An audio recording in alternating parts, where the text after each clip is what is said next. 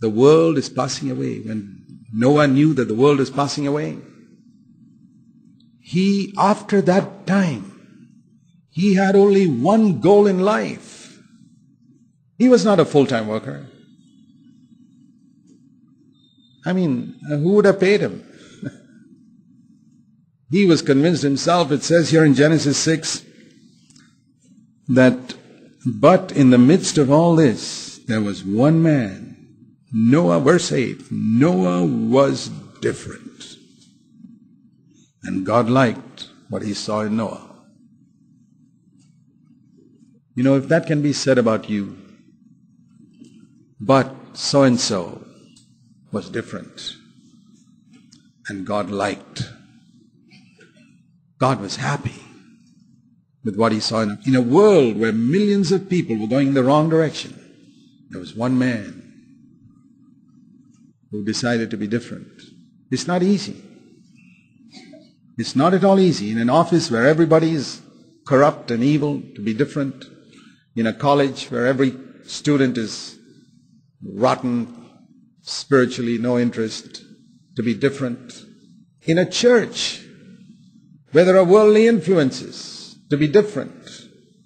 Among young people in a church who are more interested in movies and worldly fashions, to be different. It's not easy. If it can be said about you, but you were different and God liked what he saw in you, you're a blessed man, a blessed woman, whatever your age. And because of that one man, we are all alive today. One of the first people I want to meet in heaven after I meet the Lord Jesus is Noah. I want to give him a big hug and say, thank you, brother, for standing true. Because of you, I'm in heaven today. Because of you, I was born. Otherwise, the whole human race would have been wiped out then. It's true. One man. And because he stood and his life at home was the same as what he believed outside and preached outside, his wife was convinced. He had 3 sons, they were convinced. They got married to 3 girls who were also convinced. And so he had a church of 8 people. But it all started with one man who decided, the world is passing away, I'm not going to live for this world anymore. It's amazing what God can do through one man. The whole human race was preserved because of one man's faithfulness. You can be a person like that. When 600,000 Israelites were going astray worshipping the golden calf, you know why it happened? Because Moses had gone away for just 6 weeks. Imagine a whole nation that had experienced the miracle-working power of God and who were experiencing the manna falling every day of those 40 days, getting water those 40 days, miraculously in the desert, would still turn away from God? Where did they think the manna was coming from? From some golden calf up there? It was because one man had gone away for 40 days. And when he came back, things were different. Israel changed. You can be a man like that, or a woman like that, to influence people around you in your home, in your college, in your office, in your surroundings, in your church. If you are convinced the world is passing away, that's how Noah was convinced. Paul was like that, one man. He kept the wolves outside the church in Ephesus for 3 years. No wolf dare put his head inside the church when Paul was there. The moment he left, they all came in and destroyed the church. That's been the history of Christianity through the years. And I want to say it need not be like that. God can raise up men and women who are convinced with all of their heart the only thing worth living for is to do the will of God. And don't say you're young. Jesus, when he chose people, He didn't choose the 60, 70-year-old Pharisees to be his disciples. Every disciple he chose was under the age of 30. They were 27, 28, 29. Are you that age? Those are the type of people Jesus called to be his disciples, not just in the New Testament.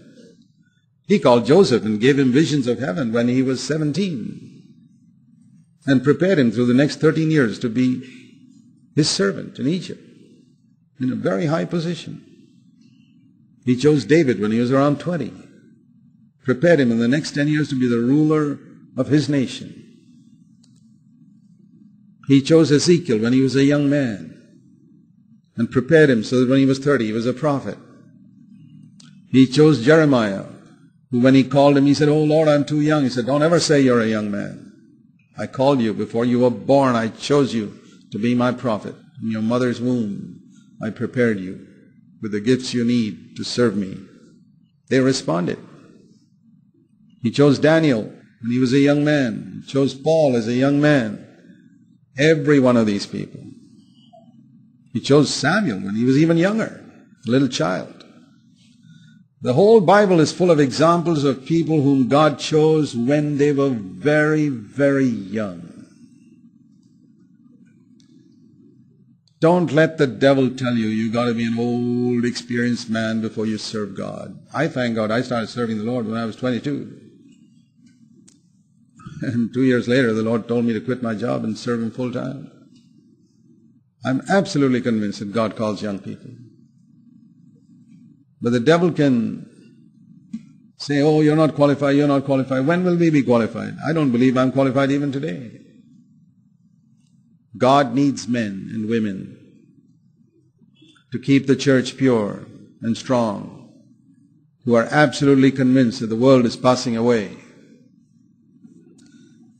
and who will use the world but not be taken up by the world. We have to use the world. You think Noah and his wife cooked meals and ate? You think they needed to have a bath and take a shower and whatever? They need to do everything that every other worldly person did. They worked. Noah he had vineyards and he was a farmer. He had to work every day to earn his living. When God told him to build an ark, God didn't tell him where he'd get the money from. There was no America those days. And if he had asked, "Lord, what about the money?" He said, "Who's going to pay for it?" He said, "You, of course. Who else?" He didn't need to ask. He knew. He knew way back in those days, without a Bible, without any fellowship, without any preacher, that when you serve God, you serve Him at your own expense. That God's work is your work. Those are the only people whom God uses. Those who believe God's house is their house. God's work is my work. God's house is my house. God's people are my people. God's bank account is mine. My bank account is God's. Noah believed that. So he didn't go around asking anybody for money to build the ark. That would have been shameful. He chopped down trees and he sold part of his property, and I don't know what all he did. He probably lived in a small little area and sold all his property so he'd have money to build the ark. I wonder if there's been another man like him who's given away so much and lived very, very simply so that he'd have money to build the ark. What a contrast to people who call themselves Christian workers today. They'll never spend anything out of their own pocket for God's work. It all has to be given. It all has to be begged for. I remember years ago the Lord told me, as long as you have even 1 rupee left in your bank account, don't ever ask anybody for money for my work. My work is your work. And if you have money to pay for your children's education, you have money to do my work. I thank God I followed that word the Lord spoke to me. Maybe the Lord hasn't spoken to you like that. He did to me.